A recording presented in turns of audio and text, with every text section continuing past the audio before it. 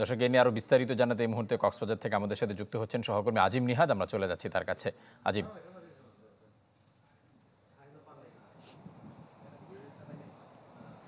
ফারুক, এখনো পর্যন্ত কিন্তু প্রশাসনের পক্ষ থেকে কোনো তথ্য নিশ্চিত করা হয়নি, যদিও পরিবারের কাছে গতকাল প্রশাসনের পক্ষ থেকে বলা হয়েছিল যে তাদের সাথে ওপারে আরাকান আর্মির সাথে অন্যান্য সময়ের মতো করে তারা যোগাযোগ করছে, কিন্তু এখনো পর্যন্ত সাড়া পাননি। সে কারণে এখনো পরিবারকে আশ্বস্ত করতে পারছেন না, যদিও উপজেলা প্রশাসনের পক্ষ থেকে বলা হচ্ছে তারা চেষ্টা করছেন দ্রুত ফিরিয়ে আনার জন্য। এবং এই জেলেরা যখন মাছ ধরতে গিয়েছিলেন সেখানে প্রায় সময় কিন্তু এই ঘটনাগুলো গত এক বছরের ব্যবধানে সবচেয়ে বেশি হয়ে আসছে, এবং সে কারণে এখন লোকজন নাপ নদীতে নামতেও ভয় পাচ্ছে। গত 11ই জানুয়ারি মাছ ধরতে যখন তারা নাপ নদীর যে গুলারছড় এলাকাটি রয়েছে সাপরদ্বীপে, সেই গুলারছড়ে যখন গিয়েছিলেন সেখান থেকে তাদেরকে ধরে নিয়ে যায়। মূলত সেখান থেকে ফিরে আসা কয়েকজন জেলে বলছিলেন যে বাংলাদেশের অভ্যন্তরে ঢুকেই আরাকান আর্মি বাংলাদেশের জেলেদেরকে নিয়ে গিয়েছিল, এবং তাদের সাথে সেখানে কি করা হচ্ছে এখনো পর্যন্ত কোনো তথ্য এপারে নেই, এবং প্রশাসনের কাছেও নেই, পরিবারের কাছেও নেই। ফলে পরিবারের মধ্যে যেমন উৎকণ্ঠা বিরাজ করছে, তেমনি প্রশাসনের মধ্যেও কিছুটা তারা তৎপর রয়েছে, তারপরেও তারা কোনো ধরনের তথ্য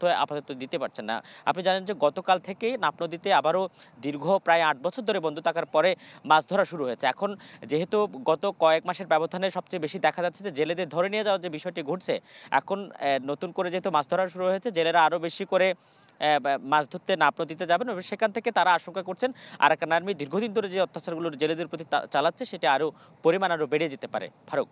আজিম, আপনাকে অসংখ্য ধন্যবাদ। দর্শক, কক্সবাজার থেকে জানাচ্ছিলেন আমাদের সহকর্মী আজিম নিহাদ।